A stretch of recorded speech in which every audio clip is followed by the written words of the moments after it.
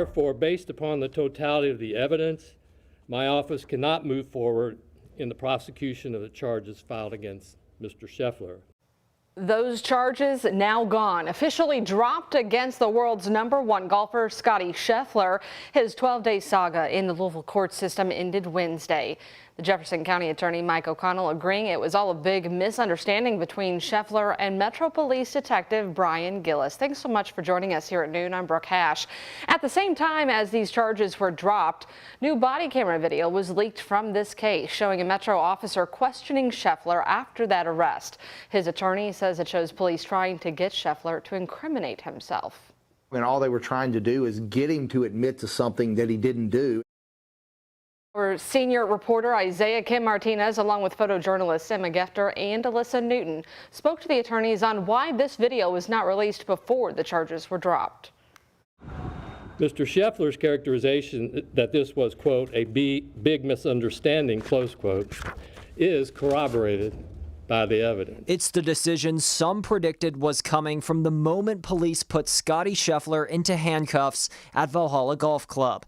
Now Jefferson County Attorney Mike O'Connell moving to dismiss all charges filed against the world's #1 golfer, including felony assault. Both the judge and Scheffler's attorney, Steve Romines, approving that motion. And the officer told me to stop, and as first of all, I did not know that he was a police officer. I thought he was one of the security guards that was mistaken. City leaders maintain there's no body cam video showing the incident itself, with LMPD Detective Brian Gillis failing to activate his. But on Wednesday, Mayor Craig Greenberg's office confirmed this leaked video is legit, showing the view from another officer's body camera. Scheffler seen sitting in a police cruiser. You're right, I should have stopped. I did get a little bit impatient because I'm quite late for my tea time. It's evidence we knew existed, but that the county attorney kept confidential for the case's integrity. Why did your office not release the specific officer body camera video? Because we were still investigating the case. That's my answer. In a statement posted to Instagram, Scheffler writing, quote, "As I stated previously, this was an unfortunate misunderstanding. I hold no ill will toward Officer Gillis. I wish to put this incident behind me and move on, and I hope he will do the same." In a news conference after the court hearing, Romines with strong words. The more evidence that comes out, the more it shows that, Scottie was a victim here. He was not dragged. You believe they would have dismissed this case if he was dragged? No, they would not have. That did not happen. Romines also revealed he was considering filing a civil lawsuit had these charges not been dropped. Steve, in that body camera video, he specifically says the words verbatim, "He just hit me with his flashlight." Do you believe there are grounds for a lawsuit if he so chooses? There are absolutely grounds for a lawsuit. He doesn't want to be involved in one. And the question of whether Scheffler would ever come back to Louisville to play in a tournament. Obviously, if there's another major championship played in Louisville, I'm sure Scottie Scheffler will play in it. Isaiah Kim Martinez, WHAS 11 on your side. Now, after Romine spoke yesterday, Mayor Craig Greenberg said he's happy with the decision to drop these charges and is ready for the city to put this incident behind us. Valhalla's co-owner, Jimmy Kirchdorfer, released a statement after the charges were dropped, saying, "I'm glad to see after a thorough investigation, the characterization of the events being a big misunderstanding was found to be accurate. I admire the respectful manner in which Scottie handled the entire situation." Quick check out your window. If you haven't stepped outside today, this is a beautiful afternoon to do it. You're telling me, Brooke, turning out to be a great day once again. Each and every day this week has essentially been a carbon copy of the other, providing low humidity, plenty of sunshine, and temperatures yesterday were only in the middle 70s, and right now at the lunch hour, we're already hitting the middle 70s. Keep in mind, we still have a solid 3 to 4 hours of daytime heating to get through. We are noticing some cooler air to the north, but all in all, across the Ohio Valley, we are sitting comfortably in the middle 70s. We're going to get to 79 today locally for our high temperature. Notice the northeast wind today really should not be too big of a deal with the wind staying very light across the Ohio River out of the north. Now take a look.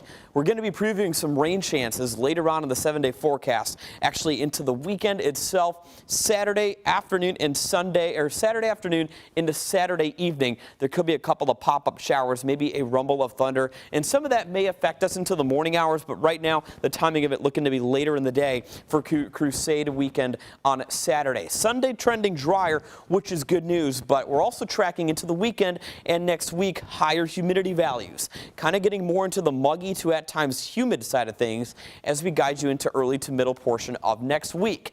So summertime heat and humidity looking to be returning into the weekend and beyond. So Brooke, everybody should be paying attention to my full 7-day forecast, where I'm also talking about some longer days ahead, of course, with the first 9 p.m. sunset slated for our area tomorrow afternoon. Stick around for that full forecast. All right, Sam, thanks so much. Today, Kentucky Senator Mitch McConnell and Governor Andy Beshear announced an investment into our national defense right here at home. Over $528 million from the federal government's coming to support Kentucky service members, especially the National Guard. Money will be directed to helping build a new fire station at Fort Knox, a new aerial and vehicle gunnery range in Fort Campbell, and other facilities across Kentucky. Senator McConnell emphasized the need for keeping our defense in tip-top shape with the current state of the world.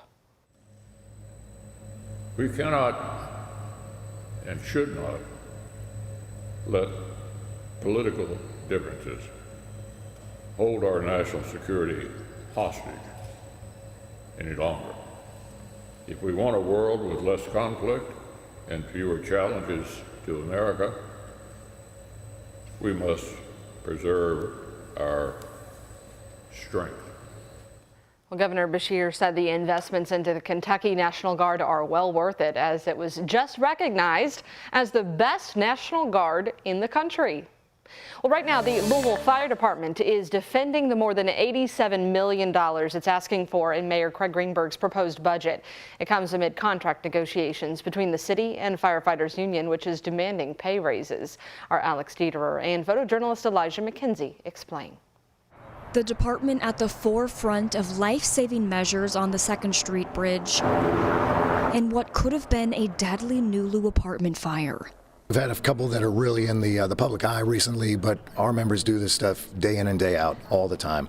They take a tremendous amount of risk. They put their health on the line. Louisville Fire is now defending more than $87.5 million of proposed funding for the department. Fire Chief Brian O'Neill addressed the Metro Council Budget Committee, answering questions on where the nearly $88 million will go, with more than $82 million of the budget allocated to raises and overtime. Some council members addressed the elephant in the room. How will this proposed budget change if and when the Louisville Firefighters Union comes to an agreement with the city on contract negotiations? I just want to get a sense of the administration's sense of urgency on finalizing this as opposed to delaying it, much longer. In May, the union voted against a 5-year contract with the city that included a 24% pay increase. That's part of labor law, is that people have to agree, they have to meet, they have to negotiate, so I have no doubt that that'll be happening in a good amount of time. But Metro Government CFO Angela Dunn assured the council that salary negotiations are already accounted for in the mayor's proposed budget.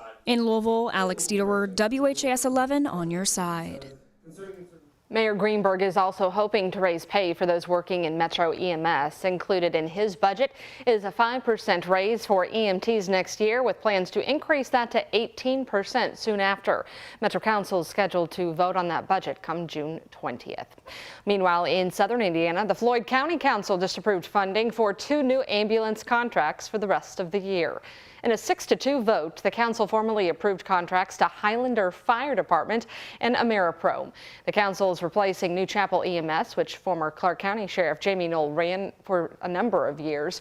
And some council members told us they were unhappy with the language, though, in the Highlander contract, which would award them the full payment even if the county wants to end that contract early. When they have an unimpeded 2-year and 7-month contract that we can